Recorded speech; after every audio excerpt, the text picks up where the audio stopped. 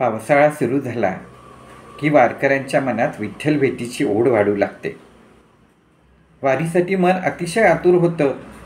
क्षणाक्षणाला ती आस वाढत असते. वर्षभराचा विरह असतो. कधी एकदा विठ्ठलाला भेटेन, त्याच्या पायावर माथा ठेकेन, असं सगळ्या वारकऱ्यांच्या मनात येत असतं. विठ्ठलाशिवाय जगणं हे सोसवत नाही आणि सहन होत नाही, अशी एक अवस्था निर्माण होते. खरं तर तसा प्रत्येकाच्या मनात विठ्ठल असतोच, पण पंढरपूरचा विठ्ठल तिथं गेल्यावर त्याच्या स्पर्शाची एक वेगळी अनुभूती देत असतो. ज्ञानेश्वर एका ठिकाणी म्हणतात, पौर्णिमेचे चांदणे क्षणाक्षणा होय उणे.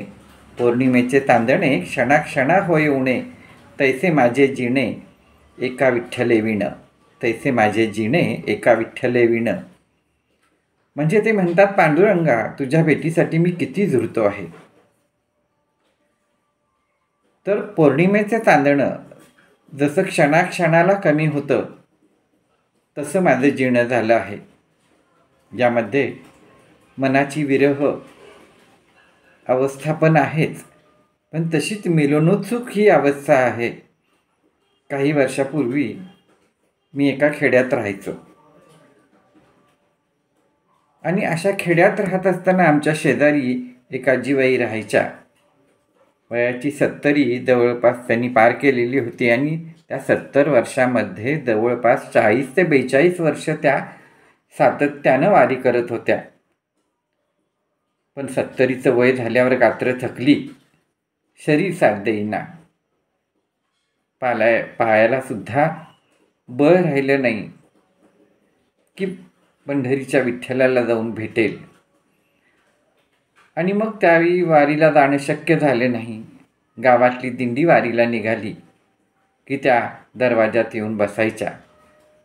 समोरून टाळ चिपळ्याच्या आणि मृदुंगाच्या तालावर वारकरी निघालेले असायचे. आजींच्या डोळ्यात अश्रूंचं सरोवर निर्माण व्हायचं. सगळं अंग थरथरल्यासारखं व्हायचं. पांडुरंगाच्या मिलनाची आस आणि ओढ मनात निर्माण व्हायची, पण शरीर साथ द्यायचं नाही. मला वाटतं पांडुरंगाच्या बद्दलच्या विरहाची एक प्रकारची ती हद्द होती. संतांनी अनेक विराणी लिहिलेल्या आहेत आणि त्यामधून विठ्ठलाबद्दलचा विरहभाव प्रकट केला आहे. राधेला जशी कृष्णाच्या भक्तीची आस असायची, ओढ असायची, तीच ओढ सगळ्या विराणीमधूनही प्रकट झालेली जाणवते. ऐसे अवस्थेचे पिसे लाविले कैसे, ऐसे अवस्थेचे पिसे लाविले कैसे, चित्त नेले आपणिया सरिसे गे माये. चित्त नेले आपणिया सरिसे गे माये, बाप रखुमा देवी विवरू लाविले पिसे. बाप रखुमा देवी विवरू लाविले पिसे, करुणी ठेविले आपणिया ऐसे गे माये. करुणी ठेविले आपणिया ऐसे गे माये. ही ज्ञानेश्वरांची विराणी सगळ्याच वारकऱ्यांच्या मनाची स्थिती वर्णन करणारी आहे. किंवा एकनाथ म्हणतात तसे, अनुतापे विरहणी बैसे. अनुतापे विरहणी बैसे, काही कर्म बळवंत दिसे. संत विवर्जित मध्ये झाले ऐसे.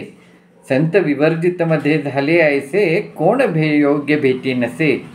मग भेटवा संत संगती, मग भेटवा संत संगती, तेने निवारील सर्व भ्रांती. तेने निवारील सर्व भ्रांती. ही संत संगतीमध्ये, ही संत संगती म्हणजेच माणसामधील विठ्ठलच. पंढरीची वारी म्हणजे म्हटलं तर एक विरह मार्ग आहे, जो विठ्ठलापर्यंत माणसाला पोहोचवतो.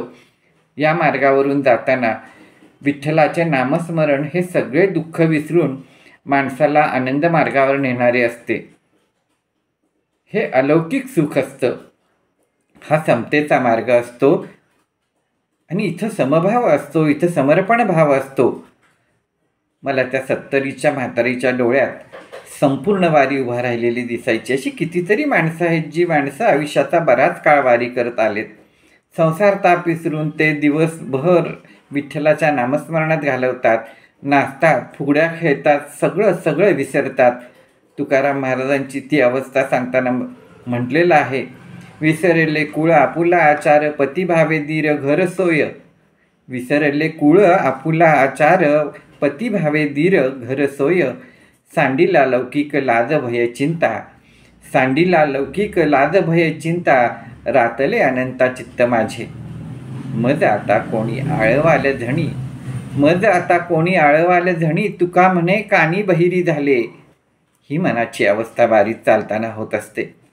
संतांनी लिहिलेल्या विरहिणी विठ्ठल भक्तांच्या मनातील भाव व्यक्त करणारे आहेत. खूप वेळा देव आणि भक्त हे नातं संपून सख्यत्वाच्या पातळीवरही ते नातं उतरतं.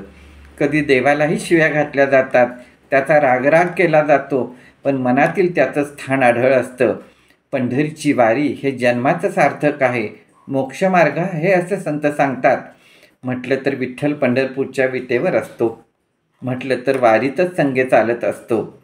भक्त आणि देवाच्या विरह आणि मिलनाचा वारी म्हणजे हा वेगळा उत्सव असतो.